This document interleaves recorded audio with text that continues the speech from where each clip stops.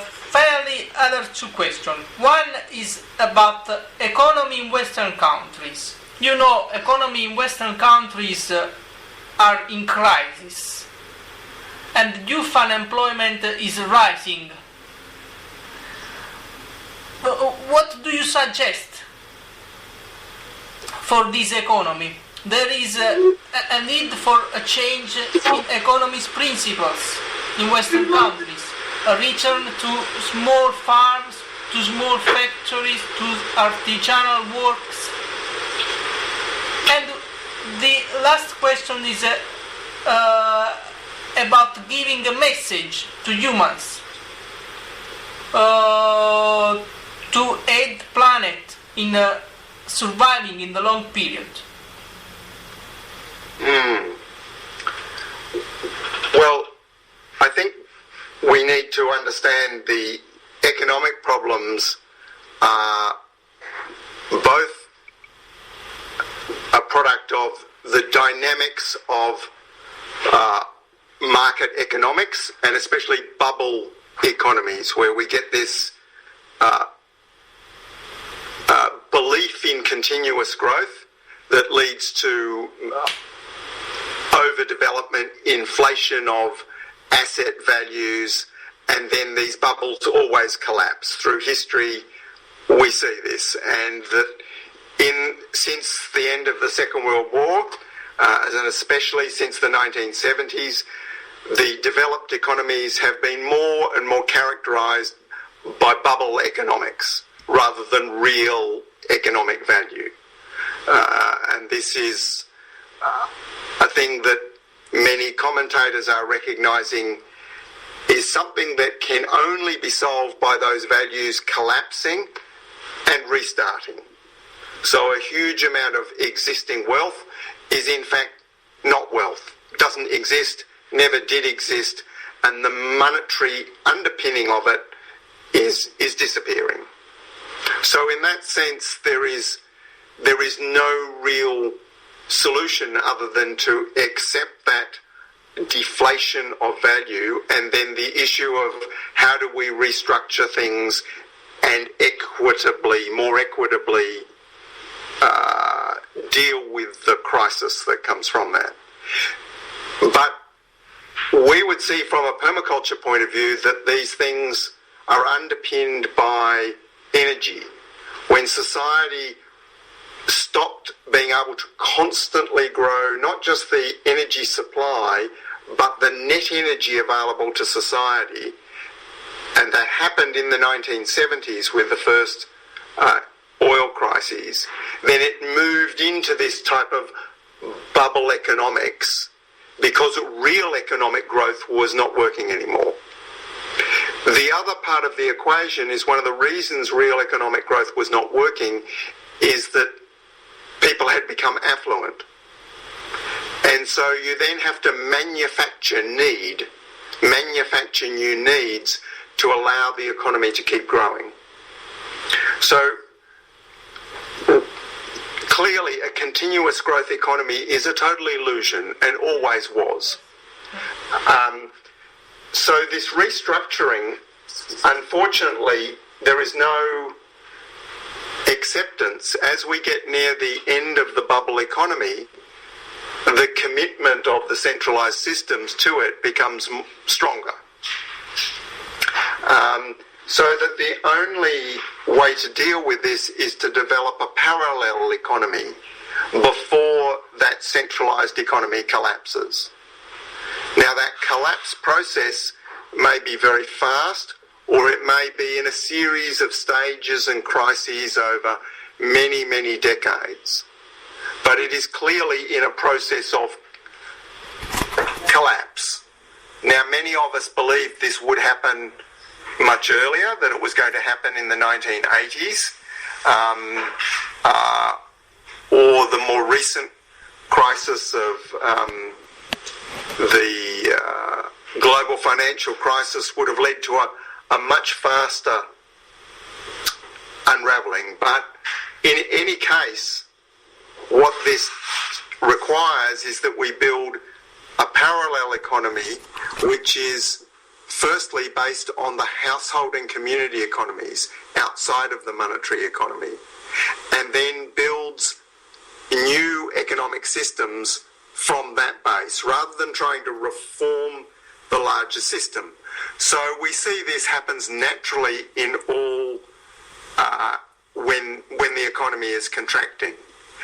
And what we've noticed in Australia and around the world is that the interest in things like permaculture is directly counter-cyclical to the main economy.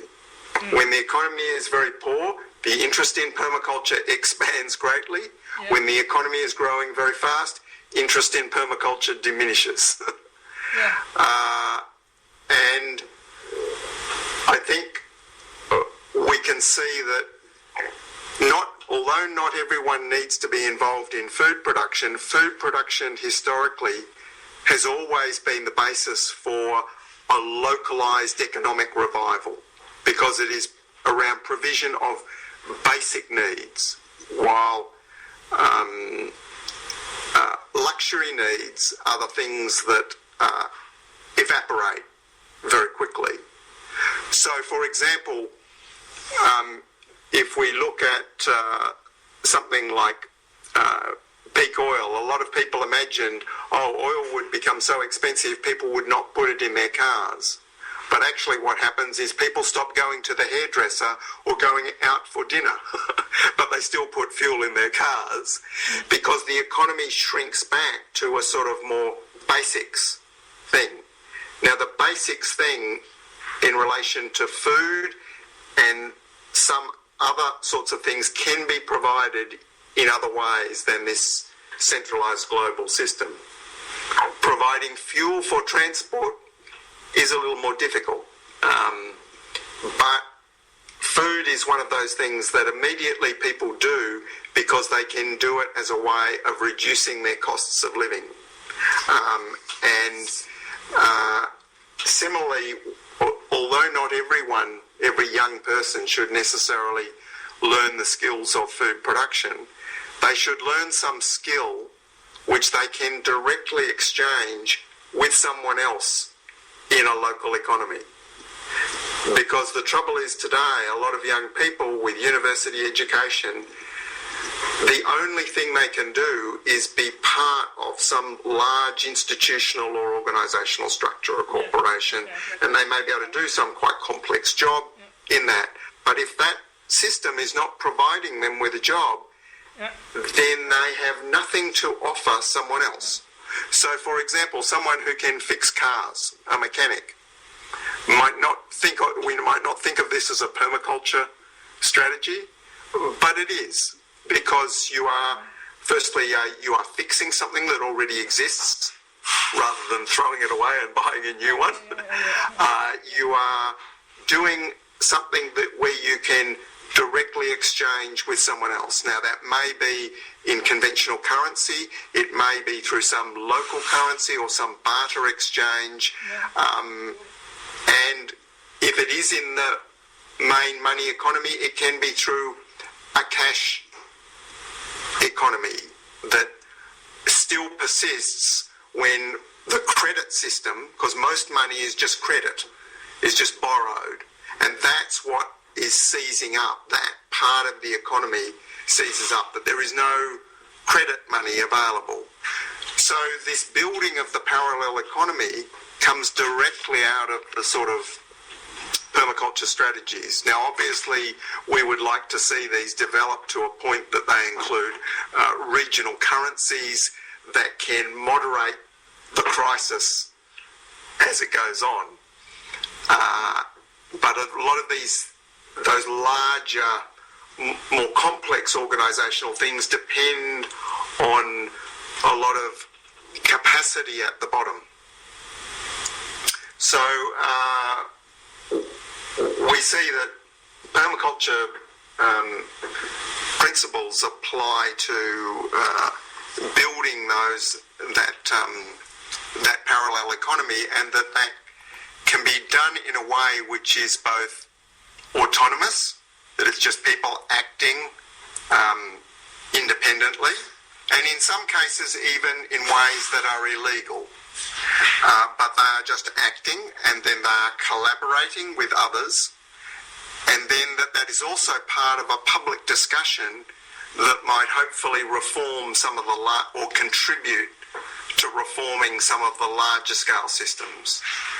Because although permaculture acts as if we might not be able to change any of those systems, the best way to be able to change them is to develop a degree of vibrant local autonomous economy, because that is then a stronger political system position to negotiate larger change, because it's one of the things it's doing is that it's withdrawing support for those larger centralised systems. So when we shop at a farmer's market and have a community-supported agriculture directly with farmers and do not go to the corporate-controlled supermarkets, it only takes a small percentage of people doing that for them to notice that their sales are actually contracting rather than growing.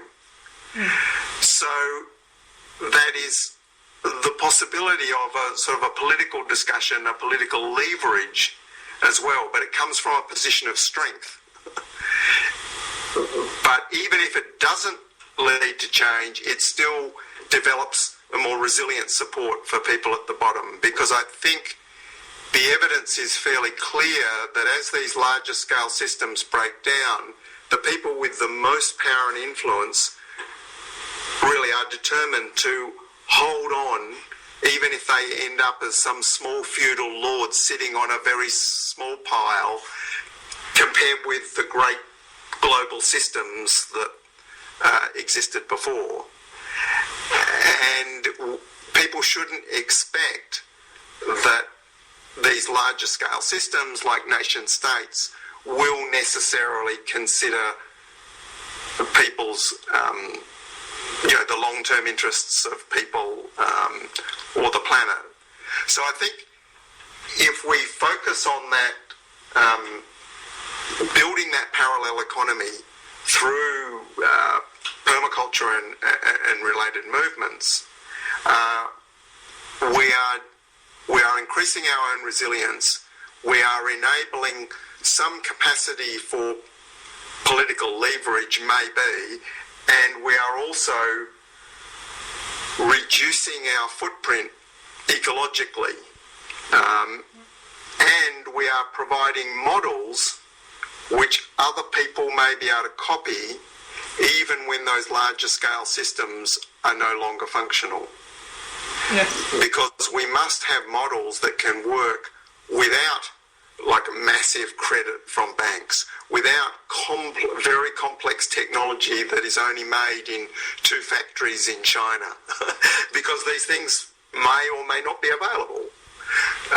So we have to build systems that support the people who are in them and can be models for replication, and can be hopefully leverage for reform of the larger systems without relying on that being our only pathway. So this is the way we see that it is possible to look after oneself in an enlightened self-interest and contribute to a larger good in the long term at the same time.